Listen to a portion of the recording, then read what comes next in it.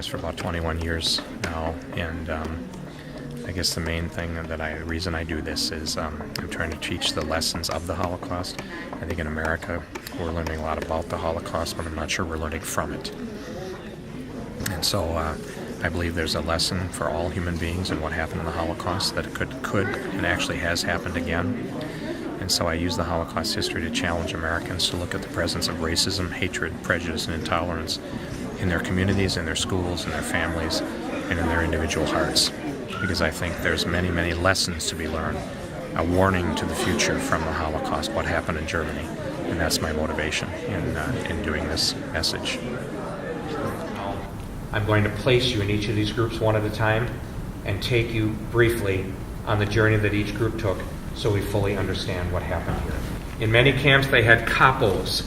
These were prisoners who served as guards, prisoners who were given authority over other prisoners. They often proved to be the most brutal. Koppels in some camps would beat you on your legs if you didn't run fast enough. They wanted the jewelry, and they got it. Perhaps your great-grandmother's wedding ring she placed on your finger the day she died. She had you promise never to take it off. You never had. You tried many times over the years. You couldn't get it off. You thought, this day, they won't get it either. Well, you proved wrong on that count. Whatever it took. They used some sort of an oil, tried to twist it off. If that didn't work, they looked at it. If they thought it would help, they broke the finger, tried to get the ring off. If that didn't work, they'd find saws where they would cut the ring and cut the finger in the process to get the jewelry. Your hair was cut off. Now, I use that word cut very, very loosely. Why?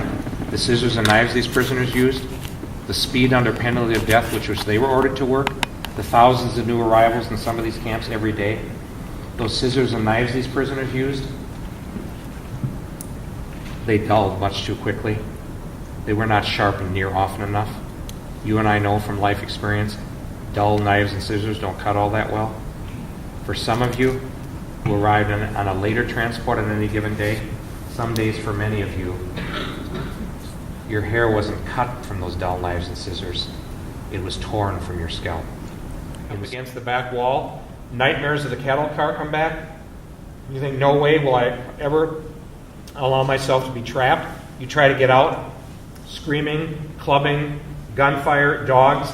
Eventually they get 23 or 24 of you in this chamber. They succeed in smashing the door shut. They get a bar across. You're trapped. You're screaming and snarling up and down the line. Seconds later, your face is covered with a chemical powder that starts burning your bleeding scalp, burning your eyes, and choking you. You and everybody else start screaming, my God, they're killing us! They're killing us! If you were lucky, very lucky. One of those doctors got shoved into the same chamber as you. But usually the doctor would try to out-scream your screams, something like, stop screaming! Stop screaming! This is an agent to kill lice on your bodies! It will not kill you! Don't breathe it in! Keep it out of your eyes! Stop screaming! Eventually they jerked open a door behind you. These were walk-through chambers. You didn't know that.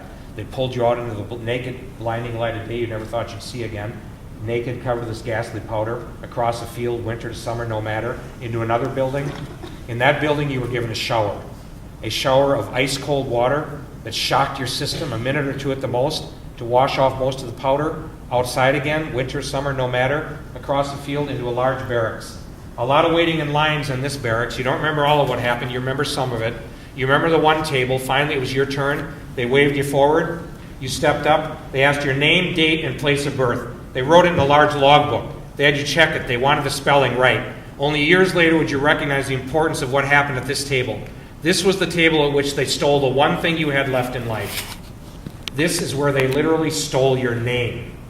Your name was traded for a number that then at the next table was permanently and painfully tattooed on the sensitive skin of your forearm, right here. You were literally branded like cattle. The blood from the prior prisoners, still in that tattooing needle. Many human diseases, some of them fatal, were transmitted upon arrival in these death camps by these unsanitary tattooing conditions. Your job started the next morning about 6 or 7 a.m. What was your job? Whatever your skill was. If you were a plumber, you did plumber's work. If you're an electrician, you probably worked on the electrified barbed wire system of this camp that never stopped growing. Your food was also often soup that got weaker as the war turned against Germany. Near the end, turnip or beef-based soup. The crust of bread you were supposed to give them 3 times a day, if at all. The last year of the war, what flour reached these camps that the guards didn't take for their kitchen, they took all they needed. The little bit that ended up for the prisoners' kitchens, those cooks had to make up for it somewhere. They came upon a solution. They mixed what little flour they did get with sawdust. Near the end, you could barely swallow that bread. Sawdust bread, turnip soup, incredibly brutal conditions, constant executions, threats of death. You struggled to survive. You went to the tower at 10. And tens, perhaps hundreds of thousands of you lost that struggle. And what was your job? Often nothing but brutal slave labor, often in the most inhumane of conditions.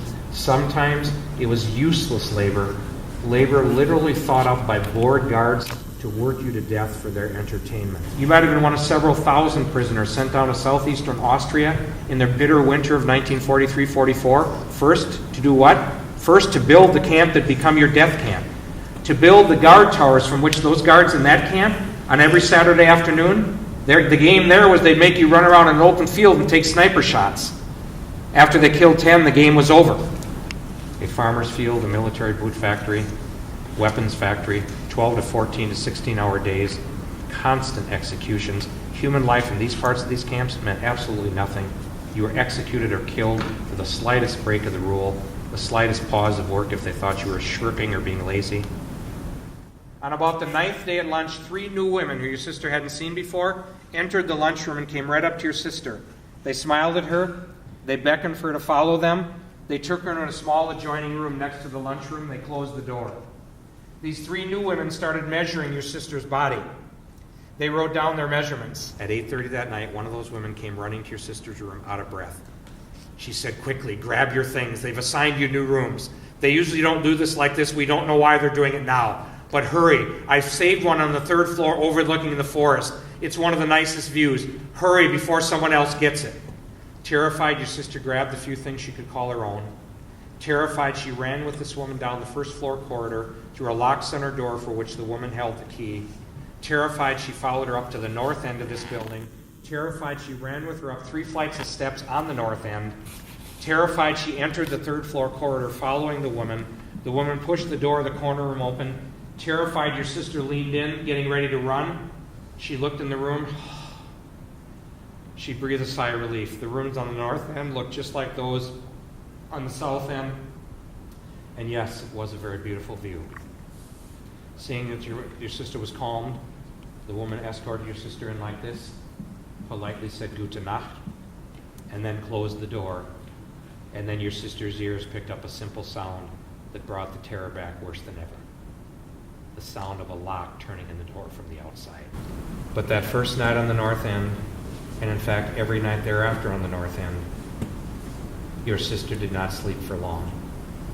Just after 1:30 a.m., she awakened to a heavy stumbling and cursing in the corridor, getting louder.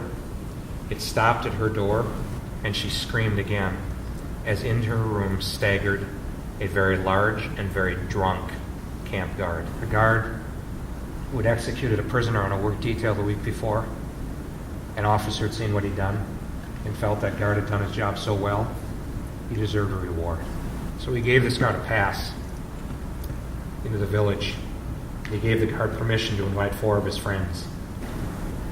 And I believe you know where this is going. Ultimately, that pass led this guard to the corner room on the 3rd floor. Why? Because the second part of this guard's reward for murdering that prisoner was to be your 17-year-old sister. He beat her viciously, and then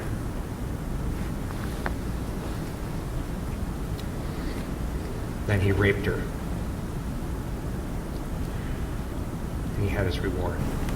The lock turned again. Another man who had been drinking stumbled in. He hadn't done anything special. He just knew from whom he could get a key to this building. Your sister wept as he approached her too. The tears immediately turned to tears of anger. With what strength your sister had left, she tried to fight him too. He beat her savagely a second time, and then he raped her too.